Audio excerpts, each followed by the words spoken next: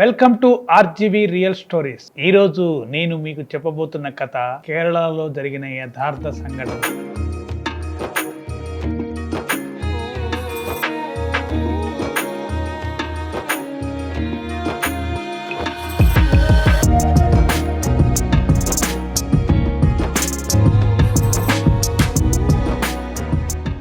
నిజమనిపించే ఓ కథ. అది కేరళలోని వేలియంగుడి అనే ఒక గ్రామం. ఆ గ్రామంలో కృష్ణయ్యర్ అనే ఒక 35 ఏళ్ల యువకుడు ఉన్నాడు. అతను 1వ తరగతి నుంచి 12వ తరగతి వరకు పిల్లలకి ట్యూషన్ చెబుతూ ఉంటాడు. అతనికి చాలా మంచి పేరు, పురద్రూపి, 6 అడుగుల ఆజానుబాహుడు, అందగాడు కృష్ణయ్యర్. అతను అందరితో చనువుగా, అందరితో చాలా చక్కగా, చాలా మర్యాద పూర్వకంగా ఉంటాడు. పిల్లలకి చాలా చక్కగా పాఠాలు చెప్తాడు. ఇంతవరకు అతని దగ్గర ట్యూషన్ చదువుకున్న పిల్లలు ఎవరూ తప్పింది లేదు అనే రికార్డు కృష్ణయ్యర్కి ఉంది.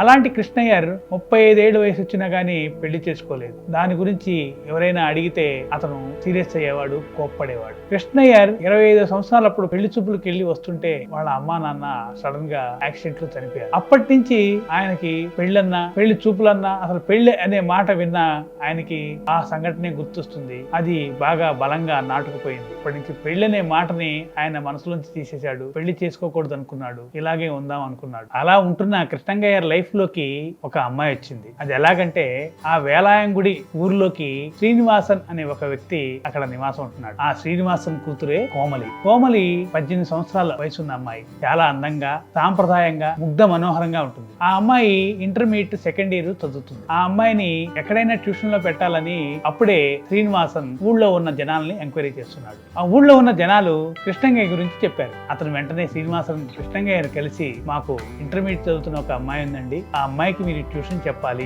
అని ఆయన అర్థించాడు. తప్పనిసరిగా అండి, ఆ అమ్మాయి ఆల్రెడీ ఒకసారి ఫెయిల్ అయిందండి, ఇది మళ్ళీ చదువుతుంది, మీ గురించి విన్నాను, మీరే ఎలాగైనా మా అమ్మాయిని పాస్ చేయించాలి, మా అమ్మాయి బాగా చదువుకునేట్ చేయాలి అని శ్రీనివాసన్ కృష్ణయ్యని అభ్యర్థించాడు. అయితే కృష్ణయ్య గారు, అలాగేనండి, ఒక మంచి రోజు చూసి మీ అమ్మాయి కోమలిని ట్యూషన్ కి పంపించండి అని చెప్పాడు. అది శనివారం, మంచి రోజు. కోమలి చాలా అందంగా తయారయ్యి పట్టు పరికిణిలో అక్కడికి ట్యూషన్ కి బయలుదేరింది. దారిని వెళ్తుంటే ఆ అమ్మాయిని చూడని కళ్ళు లేవు. అందరూ అమ్మాయిని తేరిపారా చూస్తూ ఉన్నారు. అలా వెళ్తున్న అమ్మాయి ఒక ఇంటికి వెళ్ళి ఇంటి దగ్గర ఎక్స్క్యూజ్ మీ సార్ అని పిలిచింది. ఆ పిలుపు విని కృష్ణయ్యర్ బోర్డు మీద పాఠం చెబుతున్నవాడు అలా తిరిగి చూసేసరికి ఆ ముగ్ధ మనోహరమైన కోమలి సౌందర్యాన్ని చూసి ఒక్కసారిగా కళ్ళప్పకి చూసి షాక్ గా ఉన్నాడు. ఆ అమ్మాయి పిలుస్తూనే ఉంది, ఆ పిలుపులు ఆయన చెవికి చేరట్లేదు. కోమలి అరుస్తూనే ఉంది, సార్ నేను లోపలికి రావచ్చా? అప్పుడు వెంటనే మిగతా కూర్చున్న స్టూడెంట్స్, సార్ అమ్మాయి లోపలికి రావచ్చా అని అడుగుతుంది సార్ అని అనగానే తేరుకున్న కృష్ణయ్యర్, అమ్మా ఎవరు నువ్వు అని అడిగేసరికి, మా నాన్న శ్రీనివాస్ గారు మిమ్మల్ని కలిశారట, నా పేరు కోమలి, మీ దగ్గర ట్యూషన్ కోసం వచ్చాను అనగానే, ఓ కోమలి నువ్వేనా, ప్లీజ్ కమ్ అని వెల్కమ్ చెప్పి ఆ అమ్మాయిని ఒక చైర్ చూపించి అక్కడ కూర్చోమన్నాడు. ఎప్పుడైతే ఆ అమ్మాయిని చూశాడో కృష్ణయ్యర్ మనసులో లేదు. ఆ అమ్మాయినే చూడాలనిపిస్తుంది. పాఠం చెప్పడానికి ధ్యాస వెళ్ళట్లేదు. పాఠం చెప్తూనే ఉన్నాడు, కానీ ఆ అమ్మాయిని ఇంకొకసారి అలా చూస్తూనే ఉన్నాడు. పాఠం చెప్తూనే ఉన్నాడు, మధ్య మధ్యలో అమ్మాయి వైపు అలా వెళ్తూనే ఉన్నాడు. కోమలిని ఇంకా తేరిపారా, ఇంకా ఎన్నోసార్లు ఎంతో టైము చూడాలనిపిస్తుంది కృష్ణయ్యర్కి. అది కృష్ణయ్యర్కి రాను రాను ఒక ప్రేమగా మారింది. అయితే కృష్ణయ్యర్ ఎప్పుడైతే కోమలిని చూశాడో, అది ప్రేమగా మారిందో, అప్పటి నుంచి కృష్ణయ్యర్ కోమలి పట్ల శ్రద్ధ వహించాడు. తక్కిన విద్యార్థుల కంటే కోమలికే ఎక్కువ సమయం కేటాయించి పాఠాలు చెప్పడం ప్రారంభించాడు. అందరూ వెళ్ళిపోయిన తర్వాత కూడా సమయాన్ని తనకే కేటాయిస్తూ పాఠాలు చెప్పడం ప్రారంభించాడు మన కృష్ణయ్యర్. అది చూసి శ్రీనివాసన్ కి బాగా నచ్చింది. మా అమ్మాయి పట్ల శ్రద్ధ తీసుకుంటున్నాడు, మా అమ్మాయి ఖచ్చితంగా పాస్ అవుతుంది అని అనుకున్నాడు శ్రీనివాస్. వాళ్ళ ఫ్యామిలీ కూడా చాలా సంతోషించారు. అప్పటి నుంచి కృష్ణయ్యర్ తోటి శ్రీనివాసన్ చాలా క్లోజ్ గా మూవ్ అవటం ప్రారంభించాడు. తన ఇంటికి పిలవటం, ఏదైనా పండగ ఉంటే ఆహ్వానించడం అలా చేశాడు. ఇప్పుడు కృష్ణయ్యర్ వాళ్ళ ఫ్యామిలీలో ఒక మనిషి అయ్యాడు. వాళ్ళతో చాలా క్లోజ్ గా మూవ్ అవుతున్నాడు. అది ఇదిగా చేసుకుని కోమలి కూడా కృష్ణయ్యర్ తో చాలా క్లోజ్ గా మూవ్ అవటం ప్రారంభించింది. అది చాలా సంతోషం అనిపించింది కృష్ణయ్యర్కి. ఒక రోజు అది ఓనం పండగ. ఆ పండగ రోజు కోమలి చాలా అందంగా అలంకరించుకొని చాలా ముగ్ధ మనోహరంగా తయారైంది. ఆ రోజు కోమలిని చూసిన కృష్ణయ్యర్ మనసులో లేదు. ఎలాగైనా ఈ రోజు కోమలిని ఇంటికి పిలిపించుకోవాలి, తన మనసులో మాట చెప్పాలి అని కృష్ణయ్యర్ కనిపించింది. వెంటనే కోమలికి కబురు పెట్టి ఇంటికి రమ్మని పిలిచాడు. అది సమయం రాత్రి 10 గంటలు. కోమలి ఏంటి సార్ అంత హడావిడిగా పిలిచారని కృష్ణంగయ్య దగ్గరికి వచ్చింది. అదే నువ్వు సబ్జెక్ట్ లో ఒక డౌట్ అడిగావు కదా, అది చెప్దామని. అది ఇప్పుడు ఎందుకు సార్, రేపు చెప్పొచ్చు కదా అనగానే, అది కోమలి సబ్జెక్ట్ డౌట్ కాదు, నీతో ఒక ముఖ్యమైన మాట చెప్పాలి అని కొంచెం జంకుతూ కృష్ణంగయ్య అన్నాడు. అప్పుడు ఏంటి సార్ ఎందుకు భయపడుతున్నారు, భయపడకుండా చెప్పండి, నాతో చెప్పడానికి ఏంటి భయం అని అమ్మాయి ధైర్యంగా అలా అనేసరికి, కోమలి నేను చూసిన దగ్గర నుంచి నా మనసులో లేదు, నువ్వే గుర్తొస్తున్నావు, నాకు పాట మీద కూడా ధ్యాస వెళ్ళట్లేదు కోమలి, ఐ లవ్ యూ అని హక్ చేసుకున్నాడు. ఆ హఠాత్ పరిణామానికి ఒక్కసారిగా కాకై కోమలి గట్టిగా కృష్ణంగయ్యను చూసేసరికి, ఏంటి సార్ ఏంటి ఇలా మాట్లాడుతున్నారు, అంటే నేను మీతో చనువుగా ఉండటం నేను చేసిన తప్ప సార్, మీరు ఇలా మాట్లాడటం బాగుండదు సార్ అనగానే, కాదనకు కోమలి, ప్లీజ్ కోమలి కోమలి అని దగ్గరగా వెళ్తున్నాడు. ఆ అమ్మాయి భయంతో డోర్ వైపు పరిగెత్తుంటే అంతే లావుగా వెళ్ళి ఆ అమ్మాయిని దగ్గరకు లాక్కొని హక్ చేసుకుని ముద్దు పెట్టుకున్నాడు. ముద్దు పెట్టుకునేసరికి ఆ అమ్మాయి లాగి పెట్టి చెంప మీద కొట్టి తలుపులు తీసుకుని పరిగెత్తుకుంటూ వెళ్ళింది. ఆ అమ్మాయి ఏడ్చుకుంటూ ఇంటికి వెళ్ళింది. ఇంట్లో తలుపులు తీసేసరికి వాళ్ళ తండ్రి శ్రీనివాస్, ఈ టైంలో ఎక్కడికి వెళ్ళొస్తున్నా అమ్మా, అదేంటి ఏడుస్తూ ఉన్నా, ఏం జరిగింది అని ఆ అమ్మాయిని అడిగాడు. ఆ అమ్మాయి ఏడుస్తూ జరిగిందంతా శ్రీనివాసన్ చెప్పింది. తెల్లవారి సూర్యోదయం అయ్యేసరికి శ్రీనివాసన్ కొంతమంది ఊరి జనాలతోటి కృష్ణంగయ్య ఇంటికి వచ్చేసి జరిగిన తప్పుని అందరి ముందు బయట పెట్టి కృష్ణంగయ్యని బయటికి లాగి అందరి ముందు చెప్పుతో కొట్టాడు. అది తెలిసిన జనాలు కూడా అందరూ తలా ఒక దెబ్బ వేశారు. కృష్ణంగయ్యని ఇష్టం వచ్చినట్టు కొట్టారు. ఇష్టం వచ్చినట్టు కొట్టేసి ఊళ్ళో వాళ్ళందరూ తిట్టి వెళ్ళిపోయారు. ఆ సంఘటన ఊహించలేదు కృష్ణంగయ్య. అది జరిగిన దగ్గర నుంచి కృష్ణంగయ్య తనలో తనలేదు. ఏం జరిగింది, ఎందుకు ఇలా జరిగిందని తను ఒక ఇంట్లో కూర్చొని ఆలోచిస్తూ ఉన్నాడు. నాకు ఇలా జరగటం ఏంటి, రేపటి నుంచి నేను ఊళ్ళో తిరగలనా అని చూస్తే తన బట్టలు చిరిగిపోయి ఒంటి మీద చెప్పులతో కొట్టిన గుర్తులు, అందరూ రాళ్లు విసిరిన గుర్తులు అన్నీ గుర్తొస్తున్నాయి. అది చూసేసరికి కృష్ణంగయ్యకి ఒకటే గుర్తొచ్చింది, ఇదంతా ఎవరి వల్ల జరిగింది, కోమలి వల్ల. నేను అందంగా లేనా, ప్రేమించడానికి అర్హుని కాదా, నన్ను కాదంటుందా అని కోపం ముఖంతో ఉగ్రంగా తనని తాను అద్దంలో చూసుకున్నాడు. చూసుకున్న వెంటనే తను ఒక గదిలోకి వెళ్లి ఒక టంకు పెట్ట ఓపెన్ చేసి ఒక బుక్ తీశాడు. చూస్తే వాళ్ళది పండితుల కుటుంబం అయ్యేసరికి అందులో ఒక గ్రంథం ఉంది. అదేంటంటే మనుషుల్ని వశం చేసుకునే వశీకరణ గ్రంథం ఉంది. ఎవరైనా తనకు కావాలంటే ఆ వశీకరణ గ్రంథంలోని మంత్రాలు చదివితే తను చెప్పినట్టే ఉంటుంది, తన వశం అవుతుంది అని ఆ గ్రంథంలో ఎలా వశం చేసుకోవాలో అన్ని వివరాలు ఉన్నాయి. వెంటనే ఆ గ్రంథాన్ని తీసుకుని కోమలిని వశం చేసుకోవాలని ఒకటే పట్టుదలతోటి కృష్ణంగయ్య ఆ రోజు రాత్రి శ్మశానంలోకి వెళ్ళాడు. ఆ రోజు నుంచి ఒక వారం వరకు కృష్ణంగయ్య జాడలేదు ఊళ్ళో. అర్ధరాత్రి శ్మశానంలో ఒక ముగ్గు వేసి ఆ బుక్కులోని మంత్రాలు చదువుతూ ఒక బొమ్మ పెట్టి ఆ బొమ్మకి కోమలి అని పేరు రాసి మంత్రాలు జపిస్తూ ఉన్నాడు. అది అర్ధరాత్రి ఆదివారం అమావాస్య. ఆ రోజు మంత్రాలు గట్టిగా చదువుతూ ఉన్నాడు.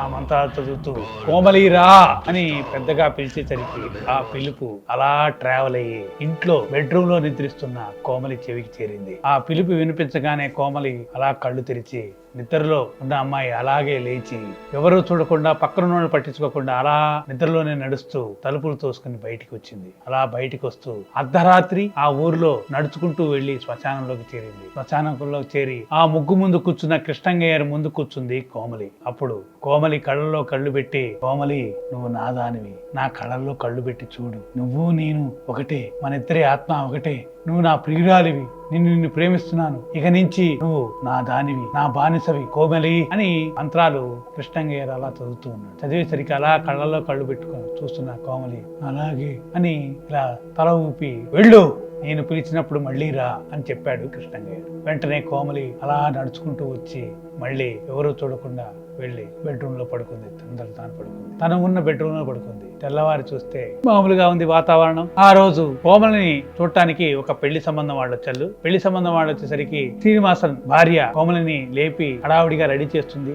పట్టు చీర కట్టుకోమంటుంది, పూలదడ వేసింది, చాలా అందంగా తయారు చేసింది. ఎందుకమ్మా ఇదంతా అంటే, నేను చూడటానికి పెళ్లి వాళ్ళు వస్తున్నారే, నీకు పెళ్లి చూపులు అని తన ఫ్రెండ్ ఒకటి వచ్చి చెప్పింది. పెళ్లి చూపులా, ఇదంతా ఏంటి నాకు చెప్పకుండా అనేసరికి, అన్నీ నీకు చెప్పాలా, తొందరగా రెడీ అయ్యారా, పెళ్లి వాళ్ళు వస్తున్నారు అని గదమాయించింది. శ్రీనివాసన్ ఫాదర్ కూడా ఆ అమ్మాయిని గదమాయించి తొందరగా రెడీ అవ్వమన్నాడు. అన్ని ఏర్పాట్లు చేస్తున్నారు. పెళ్లి వాళ్ళు వచ్చారు. పెళ్లి చూపుల కోసం హాల్లో అలా కూర్చున్నారు. ఇప్పుడు కోమలిని అందంగా తయారు చేసి పెళ్లి కూతురులా తయారు చేసి హాల్లోకి తీసుకొచ్చారు. హాల్లోకి తీసుకురాగానే అలా పెళ్లి కూతురు డ్రెస్ లో ఉన్న కోమలిని చూసేసరికి పెళ్లి కొడుకు ఒకసారిగా ఆగలేక లేచి, ఏంటి అందం అన్నాడు. అనగానే వెంటనే కోమలి ఆ పెళ్లి జడని గట్టిగా పీకేసింది. ఒంటి మీద ఉన్న పైటని ఇలా లాగేసింది. ఒంటి మీద ఉన్న దుస్తులను చించేసుకుంది. నాకు ఈ పెళ్ళొద్దు అని గట్టిగా అరిచింది. ఆ హఠాత్ పరిణామానికి, ఆ సంఘటనకి అక్కడ ఉన్న వాళ్ళ పైకి లేచి వెనక్కి వెళ్ళిపోయారు. వెళ్ళిపోయేసరికి ఇంకా గట్టిగా అరుస్తుంది, మీకు చెప్తున్నానా నాకు ఈ పెళ్ళొద్దని, నాకు కృష్ణయ్యరే కావాలి, కృష్ణయ్యనే నేను పెళ్లి చేసుకుంటాను, కృష్ణయ్యరే నా వాడిని నేను ప్రేమించాను, వాడు లేకుండా నేను ఉండలేను అని గట్టిగా అరుస్తుంది.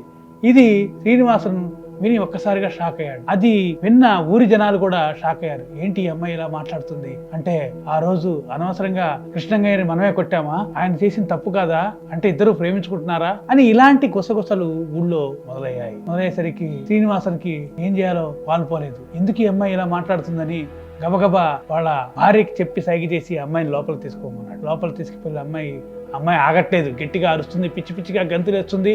నేను కృష్ణయ్య దగ్గరికి వెళ్ళాలి, నన్ను వదలండి అని అరుస్తుంది. ఆ సంఘటన చూసి పెళ్లి వాళ్ళు అంతే పరుగున పారిపోయారు.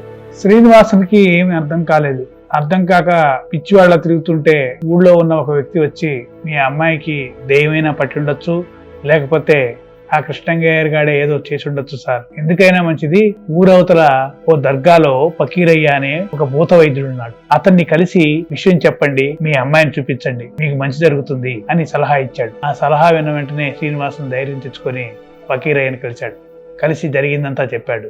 ఇలాగ మా అమ్మాయి వాడిని కలవాలి, వాడినే ప్రేమిస్తున్నానని పిచ్చి పిచ్చిగా ప్రవర్తిస్తుందండి, పెళ్లికి వచ్చిన వాళ్ళు కూడా భయపెట్టి పంపించేసిందండి అని చెప్పేసరికి ఫకీరయ్య నిమ్మకాయ పట్టుకొని ఏదో ధ్యానం చేసి, ఓకే ఈ రోజు సాయంత్రం ఈ నిమ్మకాయ మీ గుమ్మం ముందు పెట్టండి అని చెప్పి వాళ్ళని పంపించాడు. ఈ రోజు నైటు నేను పలానా టైంకి మీ ఇంటికి వస్తాను అని ఫకీరయ్య చెప్పాడు. అన్నట్టే ఫకీరయ్య మసీదులో ప్రార్థన చేసి రాత్రి 9:30 ఒక బూడిద తీసుకొని మంత్రిచేత తాయెత్తు తీసుకొని కోమలి వాళ్ళ ఇంటి వైపు బయలుదేరాడు. అలా వెళ్తుండగానే సడన్ గా ఫాస్ట్ గా వేగంగా వెహికల్ వచ్చేసి ఫకీరయ్యని గుద్దేసింది. ఫకీరయ్య అక్కడికక్కడికే చచ్చిపోయాడు. ఫకీరయ్య వస్తాడేమని శ్రీనివాసన్ ఆతృతగా ఎదురు చూస్తున్నాడు. ఎంతకీ రాలేదు. ఎందుకు రాలేదా అని మసీదు వైపు పరిగెత్తుతూ వెళ్తుంటే ఒక చోట జనం గుమ్ముకుడు ఉన్నారు. వెళ్లి చూస్తే ఫకీరయ్య చనిపోయి పడి ఉన్నాడు. అందరూ గుంపులుగా ఏదేదో మాట్లాడుకుంటున్నారు, గుసగుసలాడుకుంటున్నారు. అసలు ఏం జరిగిందో తెలియట్లేదు. శ్రీనివాసన్కి ఇదంతా కృష్ణయ్యరే చేసుంటాడని కోపం తెచ్చుకొని వేగంగా కృష్ణయ్య ఇంటికి పరిగెత్తుకుంటూ తలుపులు తోసుకుని వెళ్లి చూసేసరికి కృష్ణయ్య తన పనిలో ఉన్నాడు. ఒక చోట కూర్చొని శుభ్రంగా భగవద్గీత చదువుకుంటూ ఉన్నాడు. ఏం చేసావురా, చిన్న పిల్లరా, అది చిన్న పిల్లని ఏం చేసావురా, నీ పేరే కలవరిస్తుంది, నువ్వే కావాలంటుంది, పిచ్చి పిచ్చిగా ప్రవర్తిస్తుంది, పెళ్లికి వచ్చినప్పుడు కూడా భయపెట్టి వెళ్ళిపోయిందిరా, నా కూతురు ఏం చేసావని కాలర పట్టుకుని మళ్ళీ ఈడ్చుకుంటూ బయటికి తీసుకొచ్చి అరుస్తూ ఉంటే కృష్ణయ్య ఒక్కసారిగా కోపం తెచ్చుకొని, ఏం మాట్లాడుతున్నా సార్, మీరు మాట్లాడుతుంది అర్థమవుతుందా, ఇంతకుముందు ఇలాగే వచ్చి ఏదేదో మాట్లాడి అందరి ముందు నన్ను కొట్టారు, అవమానించారు, ఇంకా చాలేదా మీ కోపం, నేనేం చేశాను సార్, అసలు జరిగింది ఏంటో తెలుసా సార్, మీ అమ్మాయి కోమలి నా దగ్గరికి వచ్చి ఒక అర్ధరాత్రి మనం ఇక్కడి నుంచి ఎక్కడికైనా లేచిపోదాము, మీరంటే నాకు ఇష్టమండి అని చెప్పి లేచిపోవడానికి గట్టిగా ప్రయత్నించింది, నన్ను బలవంతం పెట్టింది, నేనే మంచి మాటలు చెప్పి ఆ అమ్మాయిని మీ ఇంటికి పంపించాను, తీరా తెల్లారి చూస్తే మీరు ఆ అమ్మాయిని ఏదో చేశానని నన్ను కొట్టారు, ఇది చాలా సార్ అని గట్టిగా అరుస్తుంటే అక్కడున్న జనాలు కూడా వచ్చి, నిజమేనయ్యా, కృష్ణయ్య చాలా మంచివాడు, ఊళ్ళో మంచి పేరున్నవాడు, ఇంత ముందు వరకు మా పిల్లలను పంపించాం, ఎప్పుడు ఇలా జరగలేదే, మీ పిల్లకే ఇలా జరిగిందంటే ఎలా నమ్ముతాము, ఆ ప్రవర్తన చూస్తుంటే నిజంగానే ఆ అమ్మాయి కృష్ణయ్యని ప్రేమించినట్టుంది,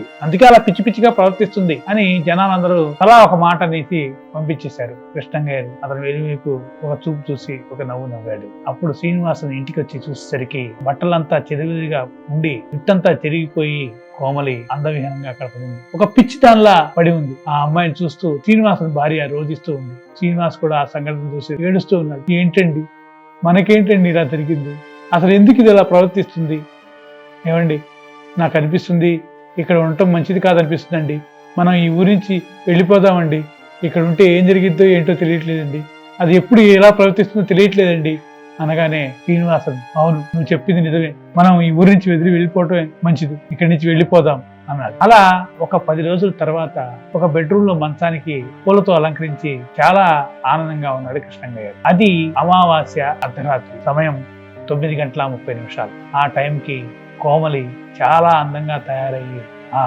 రూమ్ లోకి వచ్చింది. అది చూడగానే కృష్ణయ్య మొహంలో ఎక్కడ లేని సంతోషం వచ్చింది. వచ్చావా కోమలి, రా కోమలి, వచ్చాను కృష్ణ, నేనిప్పుడు ఇక నుంచి నీదాన్నే, నువ్వు ఏమైనా చేసుకో కృష్ణ, రా కృష్ణ, నన్ను తీసుకెళ్ళు, రా కృష్ణ అనేసరికి అమాంతంగా కృష్ణంగారు కోమలిని హక్ చేసుకుని అలా బెడ్ మీదకి పడేశాడు. ఆ రోజు అవసరం లేకుండా ఆ రాత్రి మొత్తం కృష్ణంగారు కోమలి ఇద్దరు శృంగారం చేసుకున్నారు. అలా ఆ రోజు మొదలు 15 రోజులుగా కోమలి అర్ధరాత్రి రావటం, కృష్ణంగారు అందంగా తయారై అందంగా ఇల్లు అలంకరించి ఆ అమ్మాయితో సంభోగం చేయటం, కోమలిని అనుభవించటం మొదలెట్టాడు. 15 రోజుల తర్వాత తెలియకుండా కృష్ణంగయ్యర్ శరీరంలో ఏదో అవయవాల్లో ఏవో మార్పులు కనిపిస్తున్నాయి. తన ముఖం మొత్తం పేలిపోయి, తన శరీరం మొత్తం బాగా బలహీనంగా తయారయ్యి, కాళ్ళు నడవలేకుండా, చేతులు లేపలేకుండా, ఒంట్లో సత్తువు లేకుండా చాలా నీరసంగా తయారయ్యాడు కృష్ణంగయ్యర్. అంతకుముందు 6 అడుగుల ఆజానుబాహుడు ఎంతో అందంగా ఉన్న కృష్ణంగయ్యర్ చూసి అందరూ చూసి ఎందుకు ఇలా తయారవుతున్నాడు, ఏంటి ఇలా అయ్యాడు అని జనాలు గుసగుసలాడుకుంటున్నారు. ఊళ్ళో కొంతమంది జనాలు కూడా అడిగారు, ఏంటి కృష్ణ ఇలా తయారయ్యో, ఎంతో అందంగా ఉండేవాడివి, చాలా బాగుండేవాడివి, గత 15 రోజులుగా చూస్తున్నాము, ఇలా అయిపోయావేంట్రా, ఎయిడ్స్ పేషెంట్ లా తయారయ్యేవేంట్రా అని అందరూ రకరకాలుగా మాట్లాడుతున్నారు. నీకేదో పట్టిందిరా, అసలు ఒంట్లో బ్లడ్ కూడా లేనట్టు తయారయ్యారా అని అందరూ అలా మాట్లాడుతుంటే ఫస్ట్ టైం కృష్ణంగయ్యారు తనని తాను అద్దంలో చూసుకున్నాడు. చూసుకొని గట్టిగా అరిచి షాక్ తన ముఖాన్ని తనే చూడలేకపోయాడు. అంత అందవిహీనంగా తయారయ్యాడు. ముఖం మొత్తం ఎముకల గుడిలా ఉంది, బాడీలోంచి ఎముకలు కనిపెడుతున్నాయి. ఎందుకు ఇలా తయారు ఏంటి చూస్తుంటే అని బాధగా బయటకు వచ్చేసరికి అప్పుడే జనాలు మాట్లాడుతున్నారు. ఆ రోజు ఆ సంఘటన జరిగిన గురించి, ఆ కోమలి వాళ్ళ అమ్మా నాన్న వచ్చారు కదా, కృష్ణంగారి మాస్టర్ కొట్టారు కదా, కొట్టిన దగ్గర నుంచి మాస్టర్కి ఏమైందో తెలియదు, ఇలా తయారయ్యాడు. అదే మనసులో పెట్టుకుని దిగులుగా ఉన్నాడు. వాళ్ళేమో ఈ ఊరు వదిలి వెళ్ళిపోయారు, చాలా సుఖంగా ఉన్నట్టున్నారు, ఆ కోమలి అదేదో బాగానే ఉన్నట్టుంది అని పిల్లలు కూడా మాట్లాడుకోవటం విన్నాడు కృష్ణంగారు. ఏంటి ఊరు వెళ్ళిపోయారా అని హడావుడిగా వచ్చి అక్కడ ఉన్న పిల్లలతో అడిగితే, అవును మాస్టర్, వాళ్ళు ఎప్పుడో ఊరి నుంచి వెళ్ళిపోయారు కదా, ఇప్పటికే 2 నెలలు అయింది వాళ్ళు వెళ్ళిపోయి అని చెప్పేసరికి కృష్ణంగారు షాక్ అయ్యాడు. ఏంటి 2 నెలలు అయిందా అని పరిగెత్తుకుంటూ కోమలి ఇంటి వైపు వెళ్ళాడు. కోమలి ఇంటి వైపు వెళ్ళి చూసేసరికి ఆ ఇల్లు తాళం వేసి ఉండేసరికి ఆ ఇంట్లోంచి కిటికీతో చూసేసరికి అంతా చిందరవందరంగా ఇంట్లో సామానంతా పడి ఉంది. ఆ ఇంట్లో ఆ దండ వేసున్న ఫోటోని, కోమలి ఫోటోని చూసి కృష్ణంగారు భయపడి ఇంటికి పరిగెత్తుకుంటూ వచ్చాడు. అసలు ఏం జరిగింది ఏంటి అని తను ఏదైతే ప్రయోగం చేశాడో వశీకరణ ప్రయోగం, ఆ పుస్తకం తీసేసరికి అందులో ఒక నోట్ రాసింది. ఈ వశీకరణ మంత్రం ప్రయోగించినప్పుడు ఎవరి మీద అయితే ప్రయోగిస్తారో వాళ్ళు చనిపోయినా గానీ ఆత్మలాగా మిమ్మల్ని వెంటాడుతూనే ఉంటారు, ఆ ఆత్మ మిమ్మల్ని వదిలిపోదు అని రాసి ఉంది. అప్పుడు ఒక్కసారిగా కృష్ణంగారు షాక్ అయ్యాడు. అంటే ఈ రోజులు నాతో వచ్చి శృంగారంలో పాల్గొంటుంది, నేను సంభోగం చేస్తుంది కోమలి ఆత్మతోనా, అంటే కోమలి ఆత్మరూపంలో నా దగ్గరికి వచ్చిందా అని తను తాను చూసుకుని భయపడ్డాడు. భయపడుతూ ఉంటే అప్పుడు తెలియకుండానే సమయం రాత్రి 10 గంటలైంది. ఆ 10 గంటలకి మళ్ళీ కోమలి అందంగా అలంకరించుకుని అతనికి ఎదురుగా వచ్చింది. కృష్ణ, సమయమైంది, రా వెళ్దాం అని గదిలోకి చేయి పట్టుకుని తీసుకెళ్తుంది. కృష్ణంగారికి ఒక్కసారిగా భయం వేసింది. వెంటనే చేతులు ఇదించుకుని వెనక్కి వెళ్ళాడు. ఏం కృష్ణ, ఇప్పుడు లేంది భయపడుతున్నావేంటి, రా అని చేయి పట్టుకుని నాకరుతుంది. అవును, ఈ రోజుతో ఆఖరు, ఇక నుంచి నేను కలవలేను, అందుకే నిన్ను కూడా నాతో పాటు తీసుకెళ్దామని వచ్చాను. కృష్ణ, ఈ రోజుతో మనం ఇక్కడ కాదు, కొత్త ప్లేస్ లో మన ఇద్దరం కలుద్దాం, మన ఇద్దరం సోమరం అక్కడ జరుపుకుందాం కృష్ణ అని పిచ్చి పిచ్చిగా మాట్లాడుతున్న కోమలిని చూసేసరికి కృష్ణకి ఎక్కడైనా భయం కలిగింది. ఇంకా ఆలోచిస్తావేంటి, రా అని గట్టిగా హగ్ చేసుకున్న వెంటనే కృష్ణ గుండె టక్కన ఆగిపోయింది. అక్కడ ఊపిరిపోయి అలా పడిపోయాడు కృష్ణ. అలా కోమలి ఆత్మ అలా గాలిలో కలిసిపోయింది. ఇదండి కేరళలోని వేలాయంగుడిలో జరిగిన ఒక కథ, అంటే యథార్థ సంఘటన. ఆ యథార్థ సంఘటన విని ఒక విలేకరి అక్కడికి వెళ్ళి ఎంక్వైరీ చేస్తే జరిగింది నిజమేనని కొందరు చెప్పారు. అసలు కోమలికి ఏమైందని అతను ఆరా తీస్తే ఆ కోమలిని వాళ్ళ తల్లిదండ్రులే గుమ్మానికి ఊరేసి చంపేశారని, చంపేసిన తర్వాత ఆ ఊరు వదిలి వాళ్ళు వెళ్ళిపోయారని, ఆ అమ్మాయి ధ్యేయంగా మారి కృష్ణంగారి లైఫ్ ని కూడా నాశనం చేసిందని, కృష్ణంగారి అలా చనిపోయాడని రకరకాలుగా ఆ ఊర్లో జనాలు చెప్పారు. అది కొన్ని పుస్తకాల్లో ఒక సస్పెక్టెడ్ కథగా కూడా వచ్చింది. ఆ కథ చదివే నేను మీకు ఇప్పుడు చెప్తున్నాను. మళ్ళీ తిరిగి ఆర్జీవి రియల్ స్టోరీలో ఒక నిజమైన జరిగిన భయంకరమైన భయానక కథతో మీ ముందుకు వస్తాను.